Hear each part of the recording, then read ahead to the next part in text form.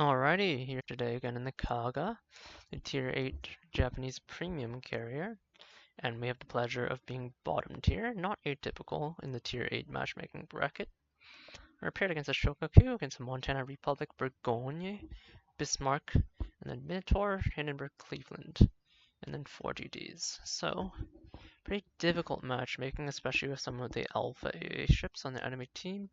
In Mino Repa Bourgogne, Montana's similarly probably going to be very difficult to strike. The GDs are not too much of a problem, but they still have Cleveland Hindi as the rest of the cruiser complement, which, well, not overly thorny in comparison to the Minotaur, are still nothing to be laughed at. Well, even so, with 4 GDs, we should start by scouting. We have plenty of expendable planes in the Kaga, as we've reiterated before. They're all tier 7, however, so versus many of the AA suites, we're going to be 3 tiers down. There's some merit in ditching planes in this kind of matchmaking. I'm probably not going to do so with the rocket planes because I don't really care either way. But with torpedo bombers, I might consider, and the dive bombers actually, I might consider ditching one wave at first, so it just becomes a 2-wave strike, so that I get a full boost bar for the first attack, and then after the first attack, last gasp will refill my boost bar once more. Should be at least one GD here, so I'm just looking, trying to probe without getting too close. Well, nothing so far, but the Bismarck has launched his fighter, so we know that in about a minute it'll time out and we can come after him with the torpedo bombers. The Bismarck is one of the easiest to strike targets here, and we found our GD. It's the Yugamo. Cleveland pop defensive fire. That is fine. So we have 2 tier 8s and a tier 9 Japanese destroyer with poor AA over here. So I'm going to concentrate my efforts here on C. Not going to worry too much about the rest of the map. We've identified it as 2 strikeable targets here, one of which popped one of their defensive tools, the defensive fire. Chapayev is similarly being harassed by the Shokaku, who recognizes once again that the tier 8s are what you want to go after at first. In this kind of matchmaking, you don't want to go after these thorny targets until you let your higher tier teammates kind of deal with them. Damage them, damage their AA. Gonna use my superior concealment on the Shokaku here of 6-1. Strike to Cleveland. The defensive fire by now has already long faded. He's gonna turn all the way out. So I'm gonna need to lead him by a fair bit, but because of my good concealment, I was able to get quite close before I was able to respond. I'm gonna continue turning in, so if I turn out like this, I might be able to catch him in the turn. He overturned, and this strike will be easy. Should be a kill with my team. So Bismarck is a bit too close to that landmass, I believe, for my Kaga torpedoes. Unfortunately, they have a very long lead up. So there's two targets here. These are probably going to die, so I'm just going to ditch them here. Cleveland has proceeded to off himself. Now I have 2 DDs to work with here, a tier 10 and a tier 9. The tier 10 seen smoke. And we know the Bismarck has used his fighter, so I'm going to proceed to move up. My teammates are shoving in. There's no need to be afraid. Move with the rest of your team.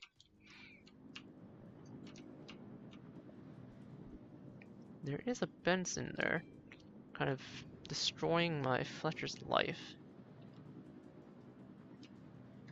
So I'm going to take a detour. I have the dive bombers already. Uh-oh, I think he spotted me? Not sure. He's smoking for some reason, though.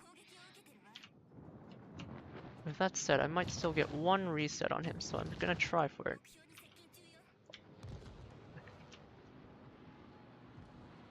Gonna have to kind of remember where he was. And I did get the reset. Alright, so it's worth it. So in this situation, I'm probably gonna slingshot out. You saw there I flew past a Minotaur and he shredded my planes. So I'm gonna evacuate the last 3 by just slingshotting out.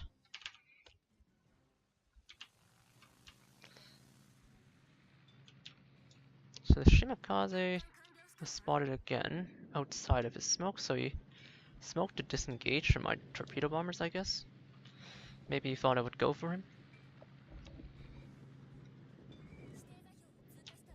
I was able to delay the beak out, which was nice, but the minnow pushed up and prevented me from sticking around.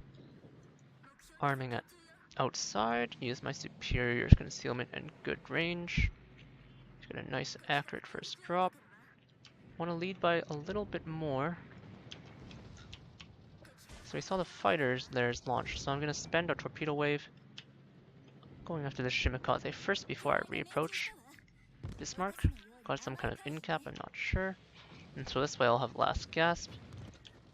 And even if his fighter arms onto my squadron, it won't really matter because they'll have delivered the payload. So ultimately his fighter will be in vain. Not that the fighter is very useful anyway.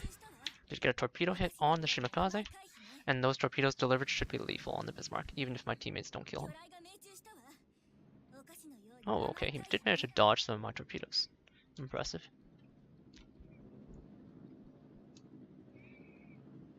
Still controlling this side of the map with my teammates. We've only killed these guys. My teammates over here are shitting the bed. Not sure what the Shokaku on the enemy team's after. AA fire. So the Shimakaze has made the mistake of leaving his AA on. I'm gonna use my fighter over the Yugumo to keep him lit because his AA is off. He's smoking and he's slowing down. Oh, a little too far. So I'm lucky that bomb even clipped him. But damage is damage. Coming around for the Yugumo.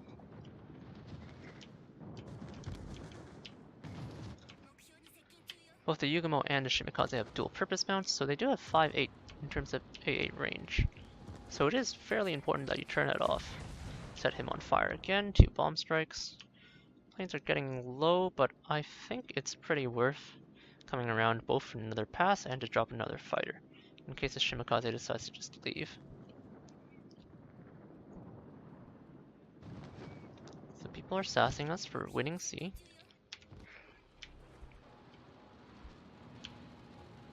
Honestly, I'm not particularly sorry for them.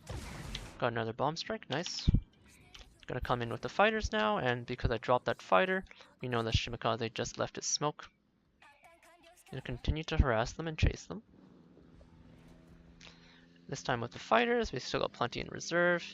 We got some nice deep plane reserves. We are gonna have to push out after we dispatch these 2 destroyers, but you can't always have everything. So there's the Yugumo. He's too close to me for me to strike, however, so I will go after the Shimakaze instead.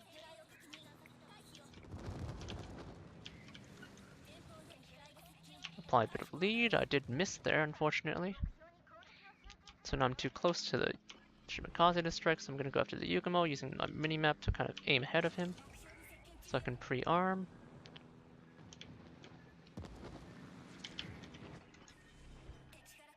Spotted by something and I just got hit. It's very... Okay, so I ate a Yugumo torp, looks like. Did manage to set a fire on the Yugumo. But as long as I'm not taking sustained fire, I don't really mind. Yugumo's charging, pre-aiming.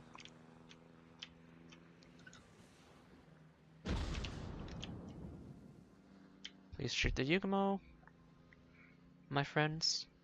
Oh, Minotaur's been dispatched in the meantime, which is great news for me. A bit too far, hoping to skim him, not quite. It's quite alright. I'm gonna chase him because he's so low with another fighter squadron. I can keep reaching into my deep reserves as the Kaga. We do need a cap, but I can't be the one to grab it. Gonna keep changing directions. Gonna just disrupt this Shokaku's flight path. If he gives this guy a fighter, he gives this guy a fighter. I don't really care. It's fine. Yep, he dropped a fighter. He's running from me, so he's buying me time to maybe get one strike off. Another 1,000. And 6 in a squadron, huh? So he will stop me from hitting him. Or maybe not.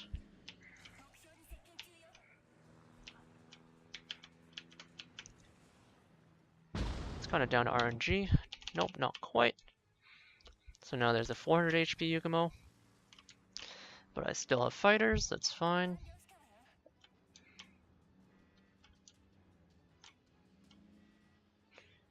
And keep hounding him. My Shokaku, enemy Shokaku, sorry, not my Shokaku.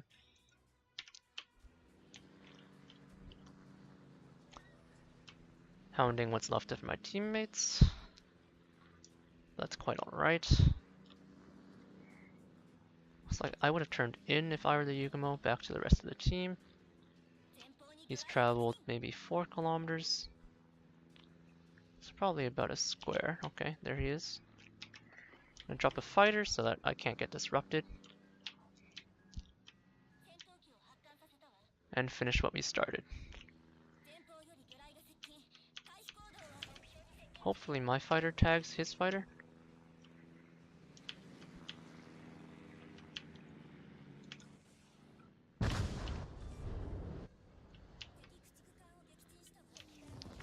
Again, I'm gonna tank, but I'm gonna spot with the last of my squadron, or the Henry, force the Shimi to smoke.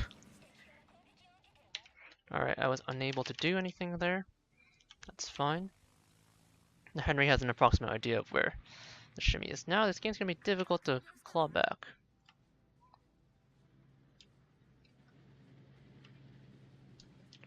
So there's a Montana in the center of the map with another ship. With a Burgoyne? Not sure. But anyhow. Again, using my stealth. I do have to start working on these. I have still pretty deep reserves, 33 dive bombers left. These two are not the ideal targets to be hitting though. But I don't have a choice. These guys need to die.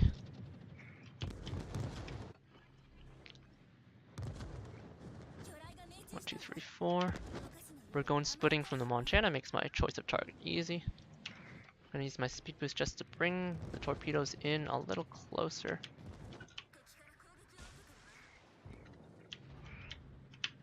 Still green health, but it's a Montana, so I'm gonna try and escape over the mountain. Relaunch. Montana has beached himself now. My Henry managed to get himself killed by the Shimikaze because my teammates are not particularly very good. Fully expecting to be top of the scoreboard here. Spent the game harassing GDs, hitting tier 10s. My North Carolina here is broadside to a Montana, so he's gonna die. Hindenburg's responding to the North Carolina by angling as appropriate, so he's not gonna be an easy target, so might as well just go for the easier target of the beached Montana. Give a good amount of lead. Should land at least 3, maybe 4 here. Looks like 4. Casual confed. If you know what you're doing, even though I'm throwing planes away, it's all worth it. In a pretty good spot in terms of positioning. I'm kind of sad I wasn't able to finish out the shimmy or anything, but it does happen. Not a great drop. The way he turned meant that he was able to basically protect himself from taking most of the torps. Probably could have slingshotted there, but it's fine. I'll go for a conventional drop here. Expected North Carolina lost.